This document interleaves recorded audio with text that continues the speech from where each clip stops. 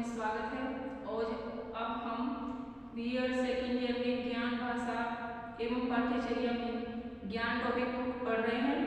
और उसमें कल हमने आधुनिक काल में पूर्व आधुनिक काल के रैन डेकार्टे जो दार्शनिक हैं उनके चिंतन को पढ़ा था। आज हम ग्रोथ फ्राइड विलियम लाइबनिज के कुछ महत्वपूर्ण जो उन्होंने अपने विचार दिए हैं उनको पढ़ेंगे। 1716 लाइबनिज 17वीं शताब्दी से 18वीं शताब्दी का एक महत्वपूर्ण चिंतक था। वह एक गणितज्ञ भी था जिसने कैलकुलस में नींव रखी। लाइबनिज दर्शन के क्षेत्र में अपने तत्व मीमांसा आदर्शवाद के कारण प्रसिद्ध हुए। उसका विचार था कि वास्तविक जगत का निर्माण अंतःक्रियाहीन आध्यात्मिक चित्त बिंदुओं से हुआ है। लाइबनिज की तत्व मीमांसा इन अमूर्त प्रत्ययों पर आधारित होने के साथ साथ ज्ञान मीमांसा अक्षेत्र के तत्व एवं तर्क एवं विवेकवाद के विकास में भी उसका बहुत बड़ा योगदान रहा। वह सृष्टि के विवेकपूर्ण व्यवस्था में विश्वास रखता था और उसने सक्षम कारक सिद्धांत के माध्यम से स्पष्ट किया है कि प्रत्येक घटना का एक सक्षम कारक होता है और भविष्य की घटना का ज्ञान भी इसी तथ्य के अंतर्गत निहित होता है। डेकार्ट व स्पिनोजा की भांति लाइबनिज भी विवेकवाद का ही समर्थक था। वह डेकार्ट के सिद्धांतों का समर्थन करता था। जन्मजात विचारों अर्थात पूर्ववर्ती ज्ञान की जो उपस्थिति थी वह उसे स्वीकार करता था। जॉन तथा लॉक के मस्तिष्क को कोरिलेट मानने का वह जो विचार था वह उसका विरोध करता था। अब है डेविड ह्यूम।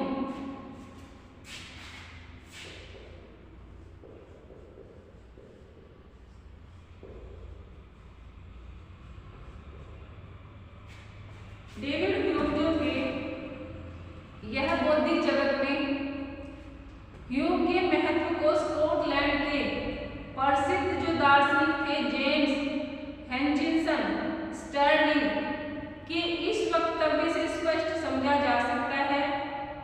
ह्यूम हमारे लिए राजनीति है, व्यापार है, दर्शन है एवं ह्यूम हमारे लिए धर्म है। ह्यूम ने डेकार्ट के व्यक्तित्व अस्तित्व पर आधारित विचार का विरोध करने के साथ साथ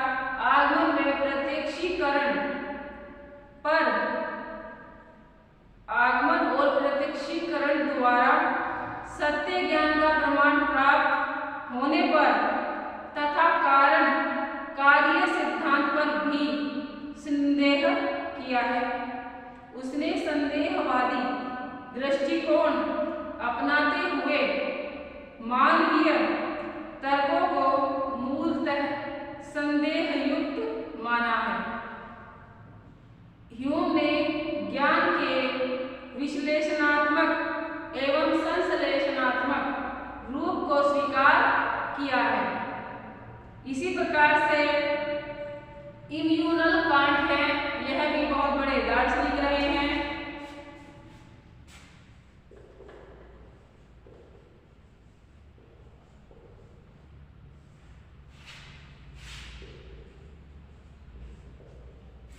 इम्यूनल कांट ज्ञान की अंतर्दृष्टि की खोज के सिद्धांत को मानने वाले एक महत्वपूर्ण दार्शनिक थे। उन्होंने अपनी पुस्तक क्रिटिक ऑफ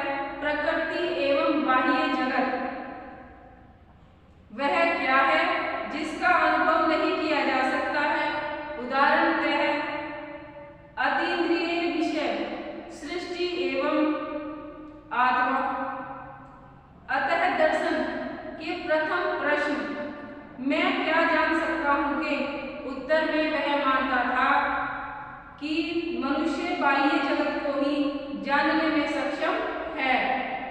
नैतिक नियमों की सत्यता स्वीकार करने के कारण दूसरे प्रश्न के उत्तर में वह इन नैतिक नियमों के अनुरूप विवेकपूर्ण व्यवहार करने योग्य ही मानता है। तीसरे प्रश्न के उत्तर में कांट कहता है कि हमें आत्मा की अमरता में विश्वास करना चाहिए, ईश्वर के अस्तित्व की भी आशा रखनी चाहिए, और कांट ने ह्यूम के इस संदेह का समर्थन किया कि तत्व मीमांसा के कार्यक्रम संबंध का ज्ञान न तो इंद्रिय द्वारा संभव है, न ही पूर्ववर्ती ज्ञान के द्वारा संभव है। कांट ने ज्ञान की इन दो संभावनाओं के अतिरिक्त तीसरी संभावना भी व्यक्त की है, जिसे उसने संश्लेषित पूर्ववर्ती ज्ञान की संज्ञा दी है। संश्लेषित पूर्ववर्ती ज्ञान के वे उस ज्ञान को मानते हैं जिसमें विषय के प्रत्यय मन में उपस्थित रहते हैं, परंतु इंद्रियां अनुभव में नहीं है।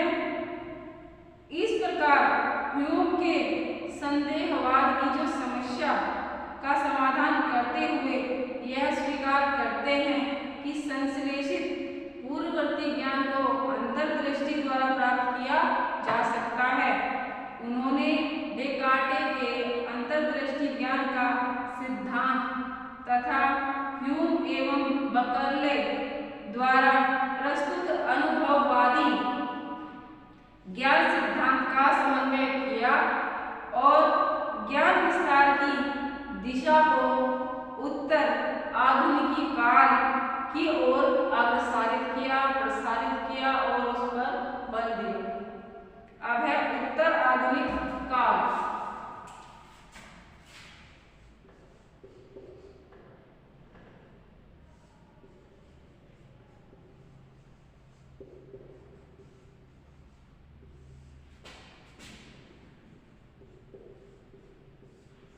उत्तर आधुनिक काल यह है 1800 से 1900।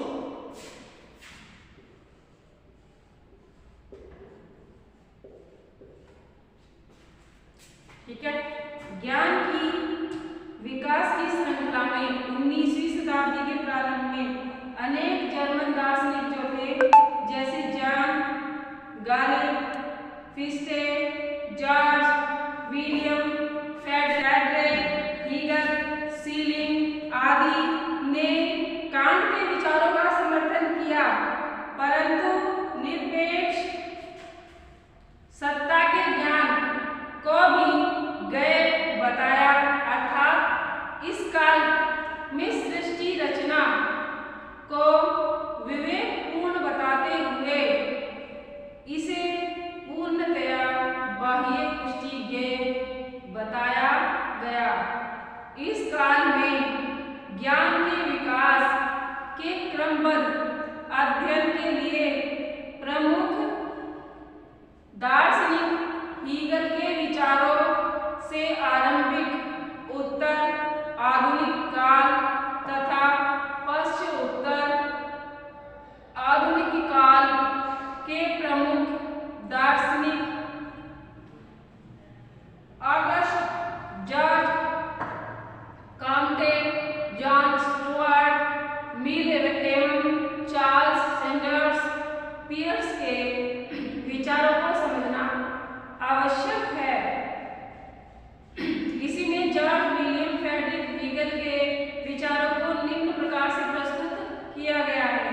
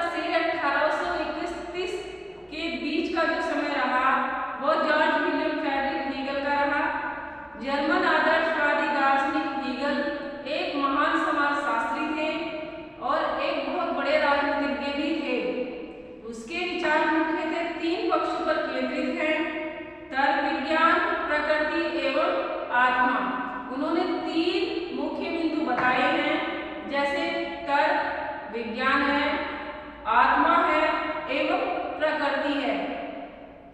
उसकी ज्ञान संबंधित प्रथम रचना जो रही है वह उसने 1807 ईस्वी में जिसे प्रकाशित किया, उसकी आत्मा की बायोग्राफी की संज्ञा दी गई।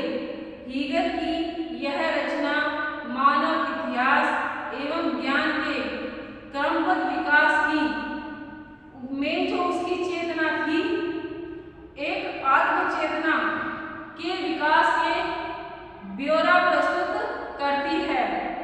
और हीगल मनुष्य की चेतना को आत्म चेतना की ओर उन्नत करते हुए सार्वभौमिक आत्मानुभूति के उद्देश्य की प्राप्ति का जो मार्ग है या बताता है, वह उसने बताया है वह नैतिक नियमानुसार वैयक्तिक विकास द्वारा सत्य ज्ञान की प्राप्ति पर बल देता है। और हीगल ज्ञान की उत्पत्ति द्वंद्वात्मक प्रक्रिया के फलस्वरूप मानता है, जिसकी वह थीसिस, एंटीथीसिस एवं सिंथेसिस द्वारा ज्ञान की प्राप्ति के रूप में व्याख्या करता है। अब इसी तरीके से जो एक महान दार्शनिक रहे हैं ऑगस्ट कॉम्टे, उनका सत्र है 1798 से 1857 के बीच का जो समय रहा वह ऑगस्ट कॉम्टे का रहा है।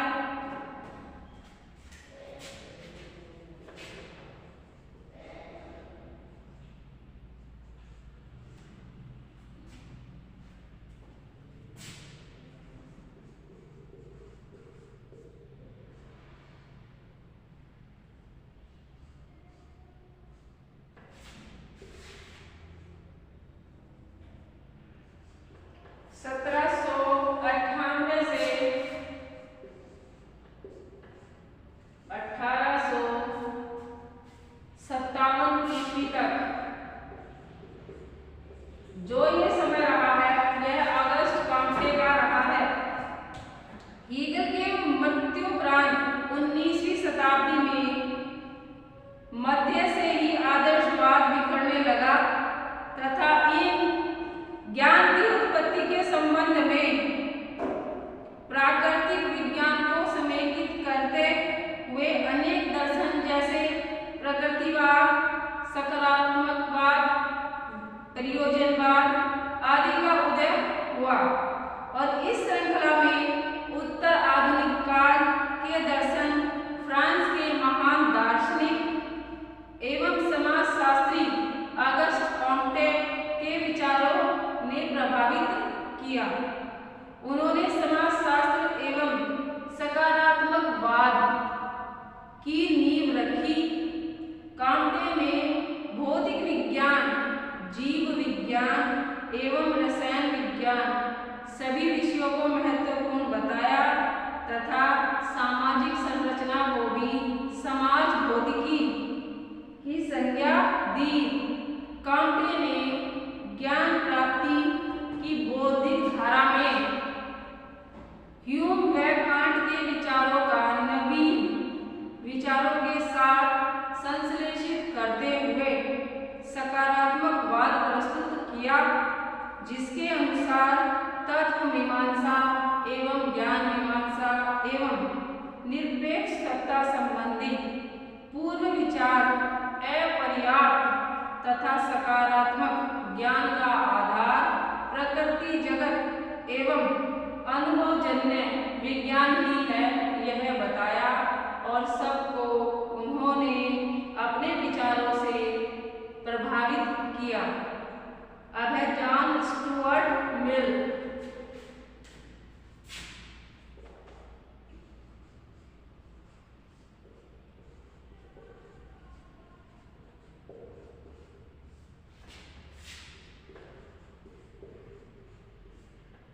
जॉन स्टुअर्ट मिल, इनका सत्र है 1806 से 1873।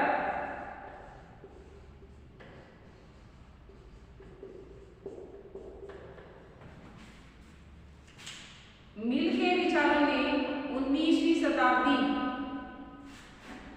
के ब्रिटिश चिंतन को अत्यधिक प्रभावित किया। उनके विचार मुख्यतः तर्क नीति, तत्व मीमांसा, ज्ञान मीमांसा के साथ साथ अर्थशास्त्र, समाजशास्त्र एवं राजनीति दर्शन के को समाहित किए हुए थे।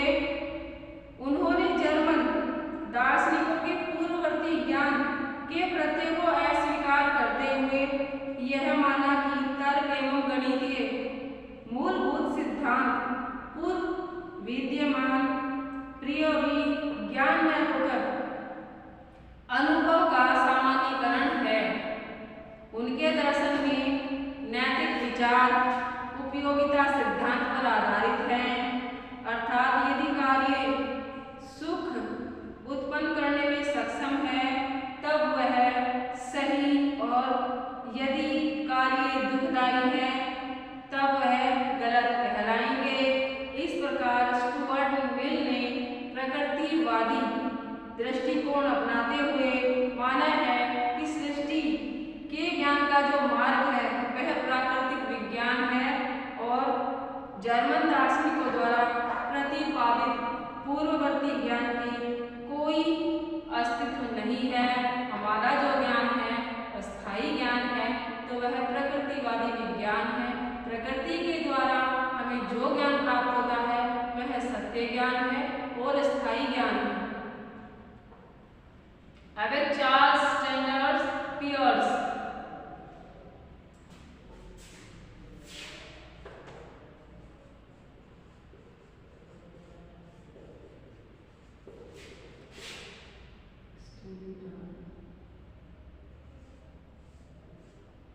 Charles Sanders Peirce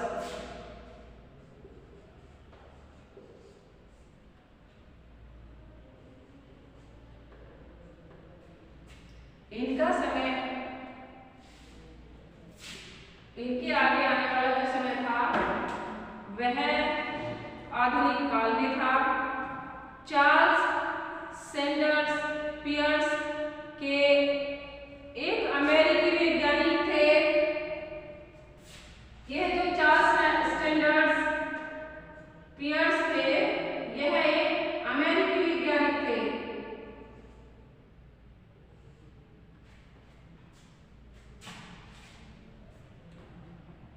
Charles Sanders piers एक अमेरिकी वैज्ञानिक एवं दार्शनिक थे जिन्होंने प्रयोजनवाद की नींव रखी थी। इस विचारधारा के ज्ञान की उत्पत्ति की थी कि ज्ञान जो है वह उसकी उत्पत्ति विचारों के द्वारा होती है। यदि किसी प्रत्यय का व्यवहारिक जीवन में कोई प्रयोग नहीं है तब वह प्रत्यय अर्थहीन हो सकता है। इन प्रयोजनवादी विचारों को उनके मित्र विलियम जेम्स तथा शिष्य जॉन डीवी द्वारा विस्तृत रूप प्रदान किया गया है। पियर्स ने डेकार्ट के संशयहीन निश्चित ज्ञान की खोज पर यह सहमति तो प्रस्तुत की ही कि ज्ञान पर संदेह किया जा सकता है परंतु समस्त वस्तुओं पर एक संदेह नहीं किया जा सकता। उसने डेकार्ट के निश्चित ज्ञान के अस्तित्व का ही विरोध